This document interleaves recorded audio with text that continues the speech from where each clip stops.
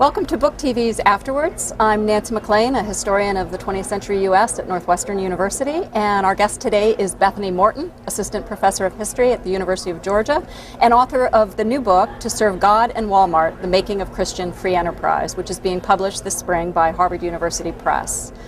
First of all, I just want to say, Bethany, congratulations. This is an extraordinary work of history. I have read a great deal about Walmart over the last decade or so, and I just picked up your book and it transformed my understanding of this phenomenon.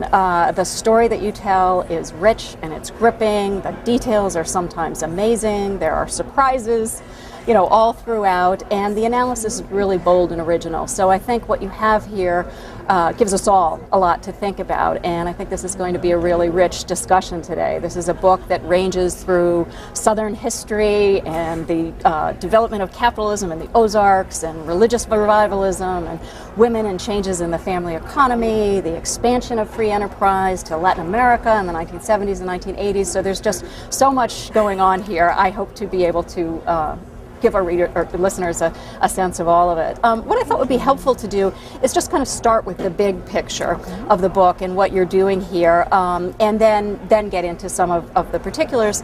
But first of all, I think in terms of the big picture, most readers are going to know that Walmart is the biggest company on the planet now, but few of us, I think, realize just how big it is and what a player it is economically. If you tell us in the early pages of the book that if Walmart were an independent country, it would have the 30th largest economy in the world. So it is just a stunning behemoth of an economic power.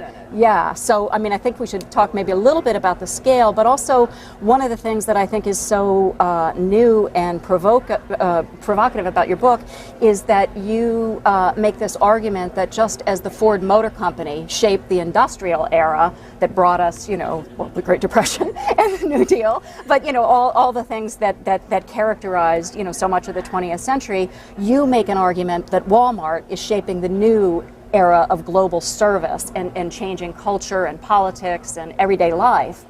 So just give us, if you will, kind of a big picture of how big Walmart is and sort of how it's affecting. Well, that was exactly the analogy that was so useful for me, because I'm one of these concrete thinkers, and to try to imagine the shift from a sort of industrial economy to a post-industrial economy, what does this mean?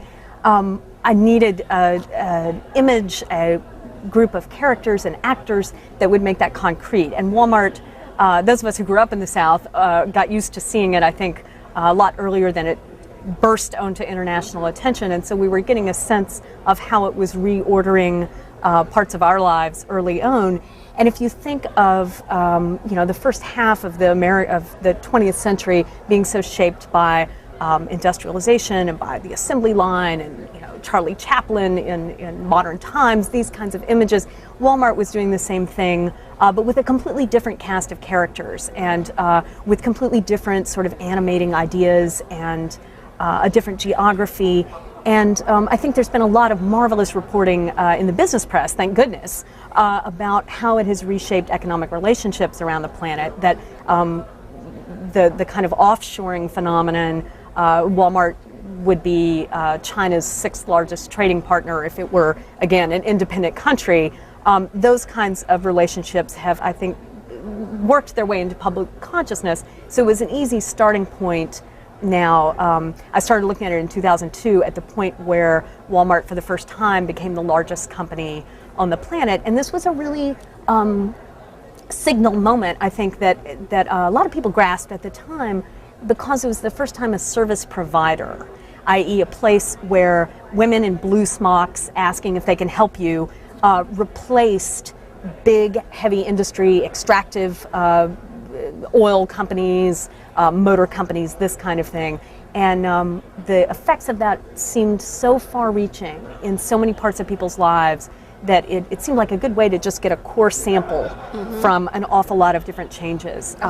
So I was really kind of grateful to the company for presenting itself so clearly as a laboratory for these things when it did. Great. Well, I want to come back to this question about women because that's one of the most interesting themes, I think, in the book. But I wanted to go back a little bit to the early years, too, because this is a work of history about Walmart, and so much of the writing about Walmart, as you mentioned, is by economists or social scientists or other people who don't have a long view. And when you do come at this with a long view, you get such a different picture. And so one of the things that struck me in reading the book is that Walmart grew up in the region of the country that was known as the heart of anti-monopoly sentiment. That was a citadel of the People's Party and the populist movement and the fight against the chain stores in the 1920s.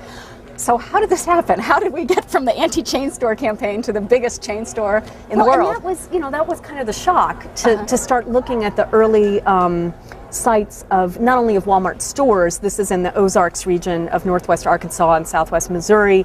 The kind of it's sort of a redheaded stepsister to Appalachia in sort of our sense of the mountain south, but a wonderful place. And when you look at places not only where Walmart stores started, but where their infrastructure got started, some of the same place names started popping up as with the most concerted effort of a different an alternative economic vision that we talk about, the populists at the end of the 19th century, where people were from these rural areas were saying, no, there's an expanded role possibly for government in the economy. There are serious problems with an economy organized around major corporations, and yet here they were, the seedbed of what was now the largest corporation in the world, which means the largest one in history. So how did that, such a sort of seemingly contradictory outcome take place? And this is kind of the Thomas Frank question of what's the matter with Kansas, if you want to put it in such, frankly, political sense.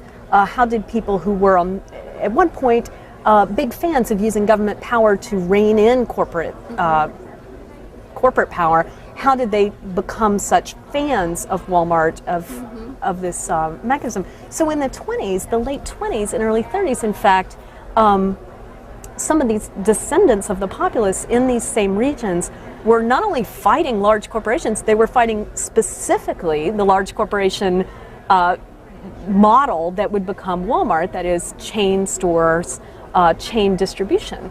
So at the time there was a great deal of animosity for these outside actors coming in with this foreign capital and driving small businesses out and so forth, and yet these are exactly the places where Walmart is taken to be kind of a standard bearer now of rural America.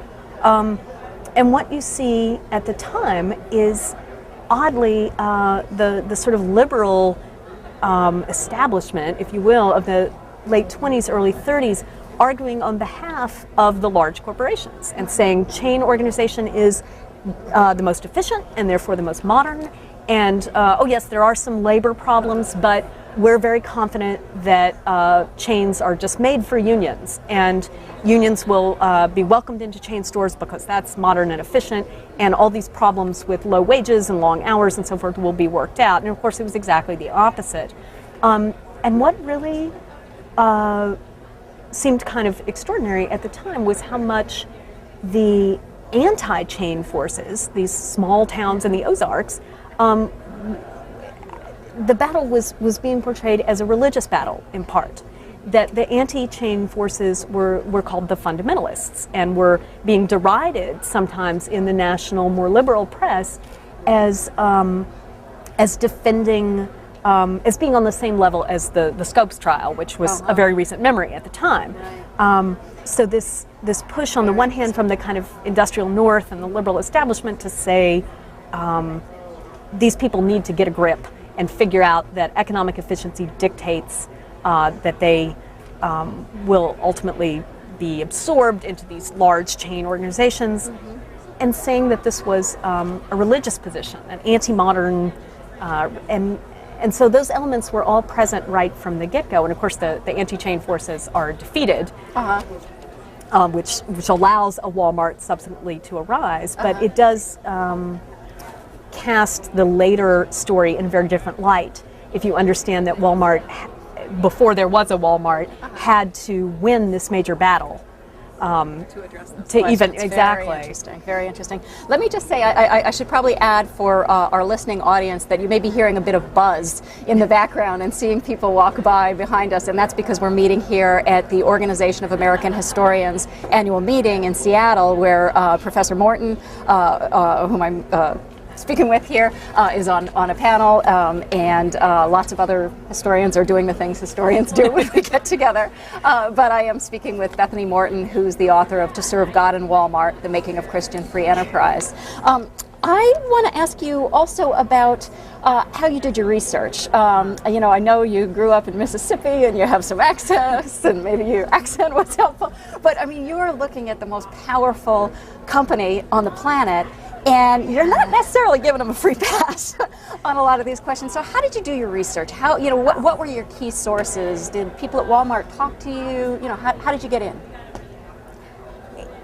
You know, for people who are interested in corporations as sort of major international actors, this is always the big question, right? There's no Freedom of Information Act that forces privately held companies to make their internal records known the way a state actor is. And so the more influence that corporations have, the bigger of a question this is for historians and researchers generally, that here are these major forces shaping our lives, and there's no particular reason why they should let you in or talk to you or show you anything at all.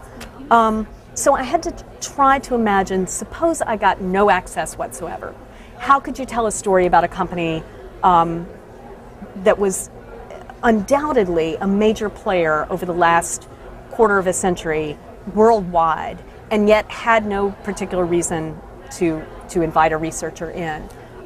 So of course I started by trying to address the company formally, and you know, and you're a student, you're a doctoral student. There are people who will take pity on such folk. That didn't really go anywhere. But meanwhile, I had imagined this other set of sources to be kind of the donut if I couldn't get at the whole. So the places I wound up successfully researching were more, for example, the charitable efforts that Walmart funds, which are great places in which people talk about what's important to them and what they see themselves doing in the larger sense. So they're actually a really wonderful source, and there's a lot more reason to imagine access there. The churches and the religious institutions where people who worked in Walmart, worked for Walmart, gathered. Those are very welcoming places, and people are always willing to talk to you about their faith if you're willing to ask. Being from Mississippi was a big help because, frankly, I liked Arkansas. I loved living in the Ozarks, and it was funny sometimes to be back up at Yale and have people say, "Oh gosh, you know, man, I really pity you down there in the trenches in Arkansas." I'm saying, "No, I love this place." I made many friends doing this, and was very happy living there, going to church with people, meeting people. I interviewed a lot of folks who had worked over many years for Walmart in lots of different positions. They were invariably had very intelligent analyses, had stories that were incredibly enlightening, and very respectful of my interest. And I think just communicating to people that you think what they did was important and that it has had a major impact historically is something that we don't often remember, I think, as historians, matters to people. Right. There were parts of the story that, as you mentioned, went into Latin America. I was treated like an honored guest by many wonderful people that I met in Central America. And then, of course, you know, the archival record is not confined just to internal documents.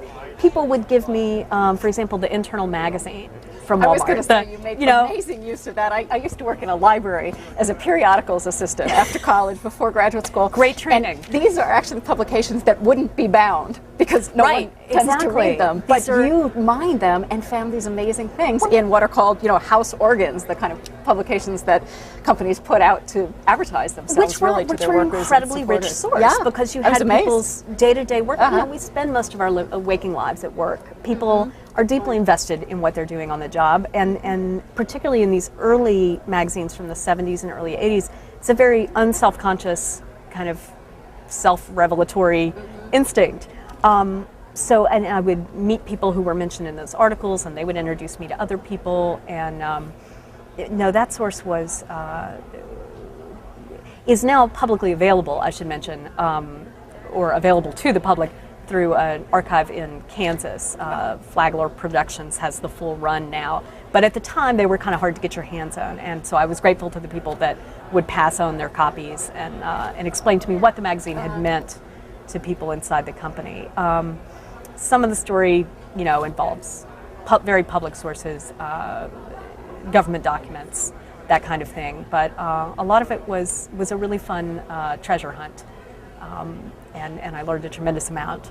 Yeah, I felt in reading the bits that you had from the publication that you really got inside the culture. And maybe you could just tell us some of the stories, the kind of stories that were there that are what people know of Walmart and the sort of Sam Walton phenomenon and the way the shop floor was run and some of the relationships between managers and workers. Could you just give us a feel for what was in some of those early records before it became this huge corporation? Before it's a big story. I mean, because of course people's understanding of the company is now very much shaped by its sort of post-1992, 94 version, but from the earlier company, you have to think of these as stores that were sort of replacing the town square, small town by small town, and they were frequently located in county seat towns because, of course, farmers are accustomed in the South, were accustomed to coming in mule wagons on Saturdays and doing their shopping, and also. For that, among many other reasons, Sam Walton was careful originally to put these in county seat towns, and you had it performing the same function in many places as the old town square. People would talk about how they loved working at Walmart because, and this is important to say, that the people I interviewed were very insistent that this story get out, how much they appreciated working for a company where they were taken seriously, they were treated with respect, where they had a chance to be at the center of action in the town. These these early stores were very kind of wild and crazy sites. There were country music broadcasts, there were costume days constantly, all sorts of stunts, just reasons to bring people into the store, to treat it like a public space. Of course, a privatized public space is an important distinction, but a way to kind of make shopping entertainment and make it a full family activity. There's a lot of emphasis on keeping it. Absolutely. And so a lot of people talked about how working in that environment was really a very good thing for them. Women whose other careers were largely performing household chores, some of them for pay. You're going exactly where I want to take you. Let me pause for a minute and just remind people that we're talking to Bethany Morton, who's the author of To Serve God in Walmart, The Making of Christian Free Enterprise.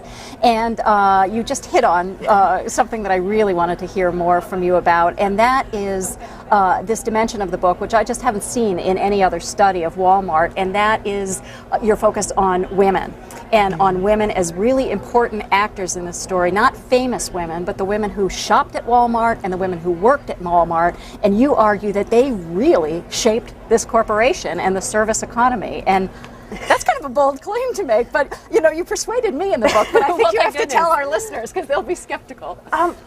Well, it's a question of how you conceptualize structuring a workplace. There's a lot of critique right now, and rightly so, that the incorporation of so many women into service workplaces hasn't really been all it could have been for women workers, that in fact these remain, certainly at Walmart, some of the lowest paid, worst benefits, worst hours. These are not prestigious jobs. These jobs don't carry the kind of security benefits and so forth that you would hope would be part and parcel of working in this country. What a lot of people from the earlier years particularly were saying was, look, we're moving out of farm economies into these places. These are people who, unlike in the urban north where you had farm generations going through factories, these are people going straight into service and bringing a whole different sense of what work is about. And if you think about it, the relationship, I mean, we're both in a service job ourselves, that most Americans are ever since 1956. It's been the majority of the workforce. And what does service work do that other kinds of work don't require? It's the creation of that relationship between, for us, teaching and our students. For people in other kinds of service jobs, it's that relationship between the service provider and the client or the customer. And for so many people, I mean, it's easy to say, oh, that's false consciousness. That's just a sideline. People ought to be more deeply invested in more concrete rewards, and certainly we all want to get paid and we all want to get health insurance. But for women in these frontline service jobs, they did transform the workplace according to their priorities, in the sense that that relationship of service became not only at the forefront of Walmart's identity in the stores, where these women are both the service provider and the customer, and frequently people are one on one day of the week and one on the other. These are the same people. But also it became managerial gospel. And this was not did not come from the top. It was not an automatic development. This was taught to the upper management by these women in the shop floor. And for them, as for us, the satisfactions of performing service for someone else are not to be taken lightly. You can see in business literature, in evangelical advice literature, this prioritizing of women's work and of care and service for other people working its way up from the bottom. And so to look at an ununionized Walmart store and say this is a failure is to limit, I think, our analysis of what's important to people at their jobs, and to fail to extend to people in service jobs the same kind of respect for that satisfaction of doing a good job that we assume in so many other white-collar service jobs. So these women had a real impact, and you would hear from the management saying, you know, the backbone of Walmart is these women in their late 30s to late 50s who are department managers, which is a particular category of really the most stable job in Walmart. These motherly women, mothers, grandmothers, working these jobs, bringing the skills that they had from performing service work for their families in these rural communities into these service jobs, and teaching that as the fundamental set of skills. And it was recognized as skill. You know, we talk about these as unskilled jobs, that anyone who's ever worked such a job knows that there's no such thing as an unskilled job.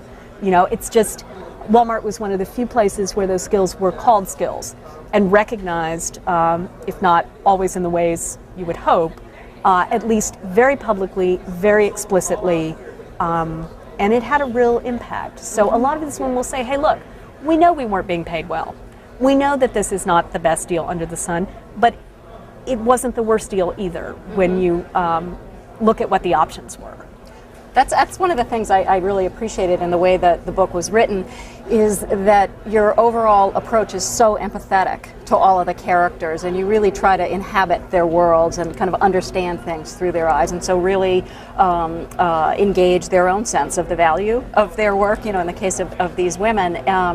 And I think that really helps us to get at this phenomenon in a way that we haven't been able to before, because people haven't looked with that there's been a lot of sort of judgment in looking in, and not that kind of empathetic view. And somehow, though, you do manage to do both, because you also do talk about the fact that Walmart now is facing the biggest sex discrimination case in world history, and it has systematically frozen women out of the higher management positions and confined them to certain places, and yet you help us understand why it is that so many women could still be happy working for a company that does that. I want to talk about one other element before I think we'll need to break that's related to this, and this is going back to the issue of Walmart coming out of this region that was so dead set against the chain stores. And it seemed to me that the discussion you have of women and men in the workforce and families gives us new insight into that too, in the sense that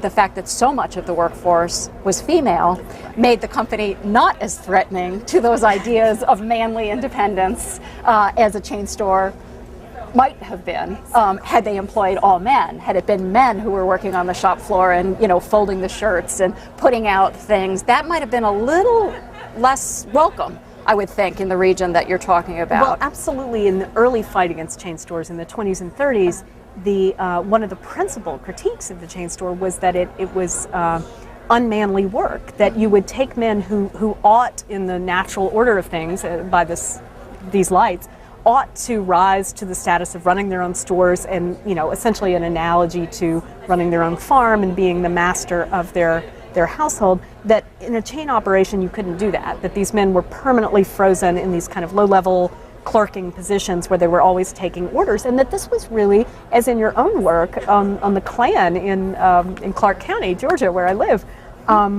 there was a great deal of anxiety about trapping white men in these positions. And part of the genius of Walmart's model, which of course has been replicated now all over the world in all forms, from maquiladoras, from factories on the border where young women assemble, tennis shoes, to Walmart itself.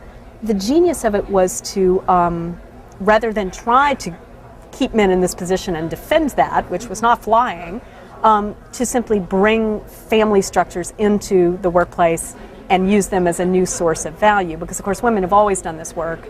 It's just been held outside of a commodity relationship. It's not paid. So to bring women and their traditional familial work into a paid position, what's your competition? No one else is paying for this work. No one's recognizing it. Farm families are used to the idea that everyone performs an economic task. This isn't the same as having an ornamental wife at home whose only job is to shop. Everyone in Walmart country, yes, exactly. So this model actually, instead of being a throwback, really, was actually hyper modern. What you can do if you start from a farm economy and skip that factory moment is skip all of the baggage of having a male breadwinner who's somehow economically independent, and instead just bring that family structure directly into the store. And that's exactly how people talked about it that I spoke to, that it was so much a family relationship. Well, families include hierarchy, they include economic relationships. They're not just about sentiment, but they do sentimentalize, they do bring human relationships into that economic model, and that is not the worst of all worlds for a lot of people. It's interesting. I'm just sitting here thinking about the early 19th century and the Lowell mills, and there was a Precisely. point when industrial capitalism was developing in America, and here we'd had this revolution, and everybody wanted to be, sort of a free-holding, all the citizens, enfranchised citizens, wanted to be independent, free-holding men to have, economic autonomy and power. And so how do you bring a factory system in there? Right. And the way that problem got solved, or the circle got squared in the early 19th century, was bringing in these young women who never would have been allowed to have economic independence anyway, and who were seen as just working for a brief period before they went off to get married and it was settle exactly it. And you've got the Lowell mills that I thought of when I found the Walmart internal magazine, because fortunately the Lowell mill girls were so literate that they left right. all this documentation. And it's another moment when in the 19th century you see people encounter factory discipline for the first time, and they react, and they say a lot about it. When you see people encounter service discipline for the first time, they also have a lot of great interest to say about it. That now applies for most of the American workforce. So I think we ought to be students of that encounter. That's great. I think we're going to take a brief break now, and then pick up with the interview with Bethany Morton, who's the author of To Serve God in Walmart, The Making of Christian Free Enterprise, and we're here at the meeting of the Organization of American Historians in Seattle. Afterwards, and several other C-SPAN programs are available for download as podcasts. More with Bethany Morton and Nancy McLean in a moment.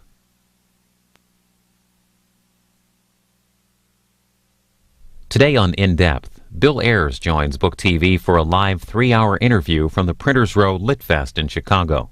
We'll take your phone calls and emails beginning at noon Eastern.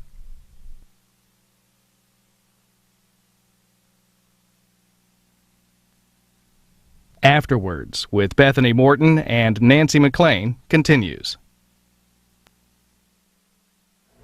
Welcome back to Book TV's Afterwards. I'm Nancy McLean, a historian of the 20th century United States at Northwestern University, and the author of a book called Freedom Is Not Enough, The Opening of the American Workplace.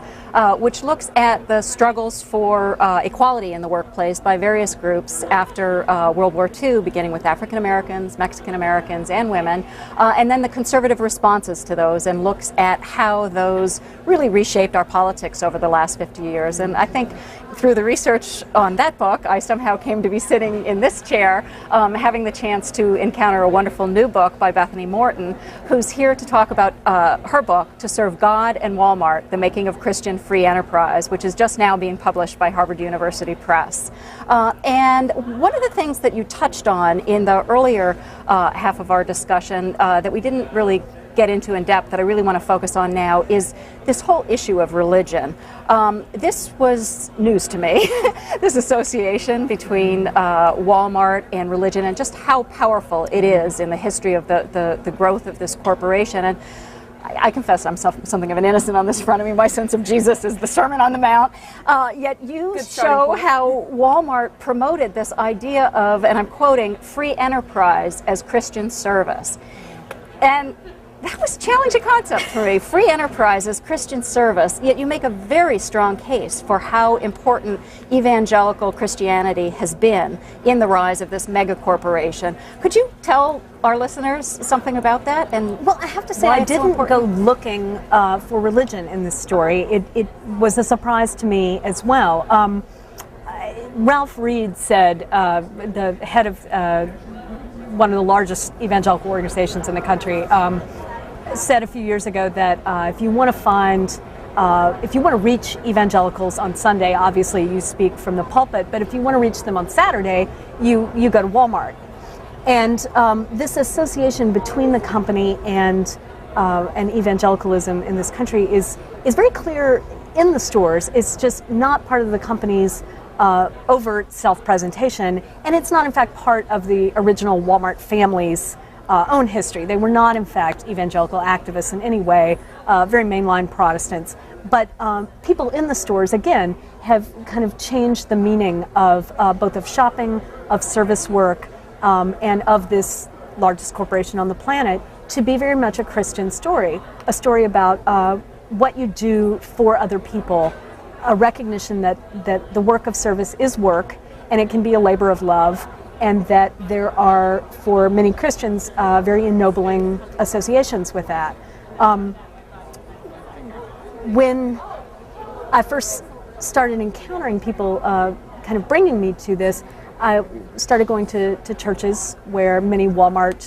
So you're an anthropologist as well as a historian. Well, I'm just, lucky in my friends. That's good. There were a lot of people who invited me along to different churches to sort of see our image of evangelical mega churches, these very large churches that have grown up across the Sun Belt over the last 30 years, churches that organize all kinds of community life for people who are increasingly, of course, living in suburbs, driving a great deal of the time, shopping at Walmart. And these are institutions that kind of parallel, in a way, Walmart's own growth in making the work of serving other people a central tenet. One of the things that you see that many scholars have written about in changes in evangelical Christianity in the last 30, 40 years has been an increasing emphasis on sort of the relationship, the people skills, the personal relationship with Jesus that people talk about in these churches is now much more important for most Christians than what we think of as dogma and strict rules and careful separation among different denominations. That there's been a real move for the experiential side of worship, and that people were reading the same advice in Walmart stores and offices and in the churches that many of these managers and frontline workers were going to. It's the same advice, the same sense of what they want to do within these institutions, to bring people together, to have experiences rather than a kind of regimented, formulaic experience. For the women working in Walmarts who made service so central to the company's own ethos, they're meanwhile in Christian circles reconfiguring Christian family life. So at one point in the 80s, Walmart is employing a director of marriage and family living who's giving advice to managers and saying, go home and look at the work that your wife's doing in the household. She's probably got a job. You know, this is now the norm for everyone. But yet she comes home and she puts herself out there. She does this work for you and for your children and makes your house a nice place to be. Why do you assume that she owes you that work? Don't you have enough sense to come home and thank her? And, and using this kind of recognition of that female work. And he's saying directly to these managers, do that on the work, in the workplace. Recognize that the work that the women are doing for you in the home and on the job both deserve recognition and praise. Doesn't mean you're supposed to do it. Doesn't mean it's supposed to be particularly well remunerated, but it does mean that it's her proper role, but yet it is a role that is ennobling, that merits praise. And so the whole shift in many branches of evangelical Christianity towards submission and headship as a way to describe women's relationships to their husbands has this real parallel, and they're definitely talking to each other in these service workplaces, that says these values of caring and service and everything, these are important for women and men. These are the supreme Christian values. The people who are doing them best are these women in your home and your workplace, and you need to affirm that and praise that and recognize that. And yeah, now, you know, you're still in charge. You're still the decision maker. You, the male head, the male manager, but the real work here is the work of service. You and I work in workplaces that are technically gender neutral, that are technically opened, as your own work shows, and yet that's not what we hear at work, right? You've got to give evangelical women credit for transforming. Yes, frankly. My own university doesn't even have maternity leave. There's no childcare. There's no recognition that those are part of all of our work lives now, right? And yet, in these evangelical relationships at home, at work, there's a great deal of recognition for that. It's a victory that has not yet been won in the larger culture, and has not been completely won anywhere. But when we look at what's lacking in these workplaces and in these settings, I think we also have to look at what has been accomplished. Yeah, that was actually one of the things that I just found most arresting in the book, and just really made me sit back and think, because you do show that, how these women who have a really weak hand play it so incredibly well and find these resources in what their company needs and in their churches in order to kind of renegotiate the terms of the relationships with these men who are much more powerful than they are, you know, in their lives, whether it's their managers on the shop floor or whether it's their husbands at home. And I just thought that was a very it was new to me to think about it in that way, and it was a very respectful treatment that really, I would say they seem to be almost the emotional core of your book. These women who are the shoppers at Walmart and the workers at Walmart, who are the majority of the people in the pews at these evangelical churches, and what you're really showing us is that they are finding in faith a resource that lets them navigate this pretty cruel new economy where they don't have much provided for them, they don't have many resources, and you do that very nicely, but you also have a very critical edge in this book on some of the dimensions of other dimensions of Christianity, and the ways that it's been harnessed by very powerful economic actors. And so maybe you could talk about a little bit about that side too, because there's a very empathetic portrayal of what's going on at the grassroots, but at the same time you show the funding of, you know, some very conservative Christian efforts and the expansion of those efforts abroad. Could you talk a little bit about that side of it, about the ways in which, I don't mean to put this too crudely, but a certain interpretation of evangelicalism and of God and of believers' relationship to God worked really well for the Republican right's larger project. Well, of course, this is the big question in the conservative ascendancy that people have talked about so much, is how do you get, on the one hand, this constellation of values around religious conservatism, around issues of sexual control, frankly, if you think of homosexuality and abortion as the two, as we say, hot button issues, how that particular set of concerns became so closely intertwined with a particular economic vision when there's not, on the surface of it, a necessary connection there, and historically there hasn't always been a connection there. And so the question for many people who've done such productive work thinking about this has been, how do those get together? And what I found so revelatory with this was just how necessary that connection was on the level of when we're living in a moment where there are not so many state services as there were a generation ago. Where do you go for care? Where do you go for delivery of services? You go to families. The rise in importance of the family really parallels the diminution of public services. So there's that logical connection. But then also, of course, Walmart, and again, this was in part forced on me by the research model, that if you cannot walk into the company and walk out with their file cabinets, where do you go? And where I went was to the philanthropic efforts that they funded.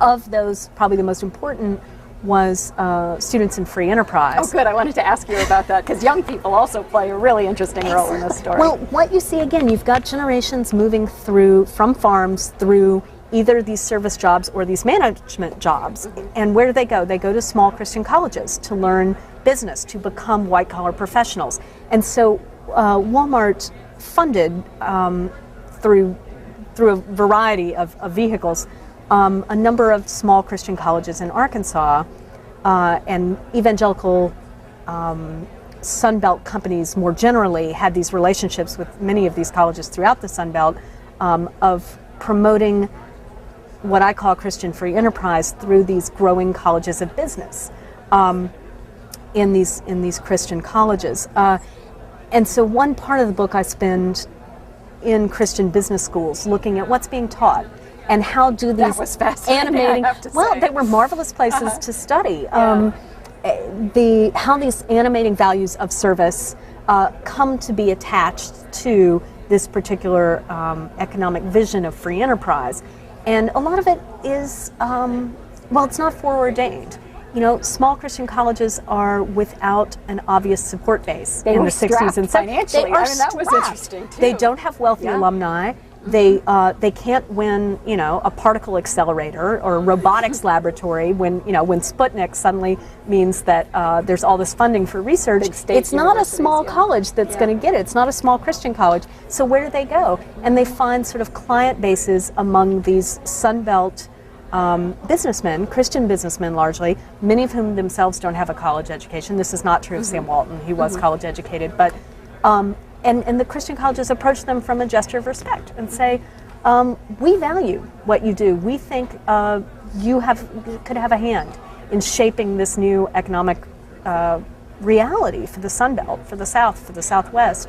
So Walmart did this through these colleges and through this organization, Students in Free Enterprise, which actually has a much longer history in Texas that I get into, but which essentially was a vehicle for having grassroots campus activism in favor of free market capitalism. That was fascinating. I mean, we all think of the 60s and student activism as being left-wing and radical. And no, you show these here are these students in, who are so different. At theme parks cheering for capitalism and treating, and they use those terms at some points. At other points, they avoid it assiduously. But they use capitalism as this maligned, undermined, and it's the late 60s. Kind of they have a point. It's a victim. And it's going to go down if we leave it in the hands of people at Columbia University or Berkeley. No, the country needs, according to this vision, needs good values coming out of Christian business schools and coming out of the experience of these young people going out essentially door to door, trying to drum up support for capitalism. So they would have these marvelously creative projects where they would show, for example, you could have the making of the pencil story. Oh, the pencil! Pretty funny. This marvelous pencil. This marvelous dramatization of one of Milton Friedman's fables about he used it, other people created it, about why the invisible hand is such a a miraculous development. Why the market? The fact that the market can organize all these economic forces. So Milton Friedman deploys this fable of the pencil. Leonard Read writes this little story of how a simple pencil, just this very commonplace consumer item, really shows you the people who make the graphite and the people who mill the wood and so forth. They don't know how to put it all together. They don't know how to make a pencil. They don't know how to market it and move it around the world. And yet, through the magic of the market, this all comes together and we are able to, right. So students take this story, which was popularized by Milton Friedman in his series, and one student group came up with a giant sort of dancing pencil who went around to student... and it was a big hit on some of these campuses. It was great. I mean, who wouldn't want that, right? What teacher wouldn't, faced with the challenge of trying to explain economics to grade school children, wouldn't be thrilled to invite these young pro-capitalist activists, many of them from Christian colleges, the majority from these Christian colleges, to come in and teach school children about the magic of the market and about economic citizenship and how all sorts of American values are rooted in private property. These are concepts that that can be transmitted in a very simple format as entertainment. Yeah. And these are idealistic young people, right? It's the same generation as the 60s. They're, many of them Christian. They have a sense of greater purpose. And someone puts in front of them an economic vision and says, this is, they don't say, this is how to get better profits. They don't say, this is how to rule the world through the world's largest company. They say, this is how to make people's lives better. You can be an agent of making people's lives better by helping transform the world in the image of free enterprise. And, you know, idealistic, energetic, intelligent young people want to do that and go out and down the line may wind up working for Walmart, many of them, right? But they believe very strongly that they are making people's lives better. I have a minister friend in Northwest Arkansas who was trying to present one time to an audience of Walmart managers and say, he's Episcopalian, and he was saying, you know, there's some problems with consumption, with American consumption and with this model that Walmart itself promotes. And these largely evangelical managers were all up in arms and said to him, well, you don't understand. We're bringing things to people that no one else would bring them. You know, everyone wrote off rural America as a sinkhole. You know, we're actually performing a service for people, a service. And you've got to respect that. Let me just jump in here and remind our listeners that we're talking to Bethany Morton, the author of To Serve God in Walmart, The Making of Christian Free Enterprise, which has just been released by Harvard University Press. And we're here at the Organization of American Historians annual meeting in Seattle having this discussion. So you've just been telling us about Students for Free Enterprise and this, you know, intriguing story of how these Christian colleges got funding. And it's kind of a happy story in some ways. I mean, these schools got funding, these kids got business jobs. It all seems good. But then your book takes a very kind of dark turn in the later chapters, and you show us this model getting exported internationally. And in particular, you talk about this expansion into Central America at the time when there were essentially these civil wars going on in places like El Salvador, Guatemala, Nicaragua. Could you tell us a little bit about what happens there? Because I think that we need that counterbalance. One of the strengths of the book is how you handle both sides, but I think listeners might be really interested to know what the international side of this story is about this Christian free enterprise. The Central American story, again, was one that completely surprised me when I came upon it. Again, this is a philanthropic outreach of the Walton family, the founding family of Walmart, where during the early and mid-'80s, when, you know, Gene Kirkpatrick was telling us that Central America was the most important place on earth because their communism was facing down free enterprise right in America's backyard, as people said at the time. And the Waltons got interested in this and had business connections in Panama and traveled to the area and came back and set up a scholarship program to bring young people from Central America that they were afraid were in danger of being won over to communism up to Arkansas to study in Christian colleges, to study business, marketing, these kinds of free market-oriented disciplines, and then to go back to Central America and help build a sort of pro-American, pro-U.S., pro-free market alternative to the left. Now, that's one way to tell the story, but if you know the history in Central America in the 80s, it is, as you say, a much darker story. The U.S. was deeply involved in creating and propping up dictatorships throughout the region that were grossly, viciously, murderously lacking in respect for human life, for any sort of values of freedom that we would recognize as such. And the story seen from this angle is really, as you say, much more sinister, because not because Walmart had any direct connection with that history, and that is important. The evangelical New Christian right did have a direct connection in many cases with some of these repressive regimes in Central America, and we're enthusiastically bringing support, material support, to some of these regimes. Walmart itself had no direct connection there, but what disappears in a sort of story of young people coming to the U.S., learning business, Christian values, bringing them home, is how necessary the literal physical extermination that struck me in the chapter on the part about Guatemala, where the whole sort of progressive intellectual class and students are wiped out. The people who believed in liberation theology at the grassroots. Yeah, you don't have to win the argument. Yeah. You kill the people, dump their bodies at the leftist universities, and there's a vacuum. And into that vacuum, people who've been trained in a very different model and who have personal experience of the chaos and misery of these war-torn countries in the 80s can step up and say, here's an alternative. And many of these people work very hard to spread the values and the model that they learned. And of course now Walmart has expanded into Central America. The Central American Free Trade Agreement is part of the picture.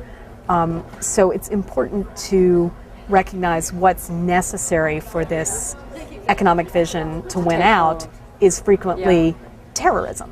There's no other word for it. And it's covert hard words, action. But I will say that you had quite stunning evidence in the book, so I was persuaded.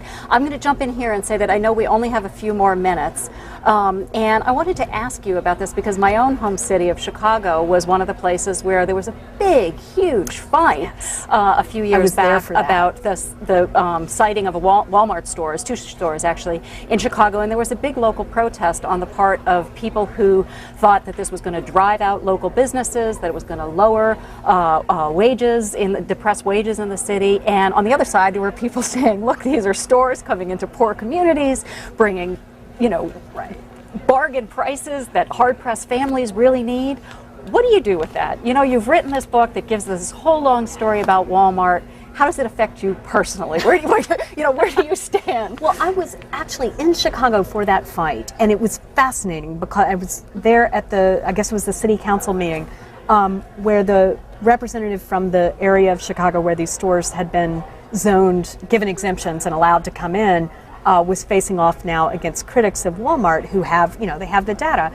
Walmart doesn't create jobs, it cannibalizes jobs, just like any retailer does. The jobs already, they simply substitute. You just shop someplace else. It's not a new job. In fact, sometimes the net effect is a loss. But what she said was really important, and people who support labor, who have problems with the Walmart model ought to listen.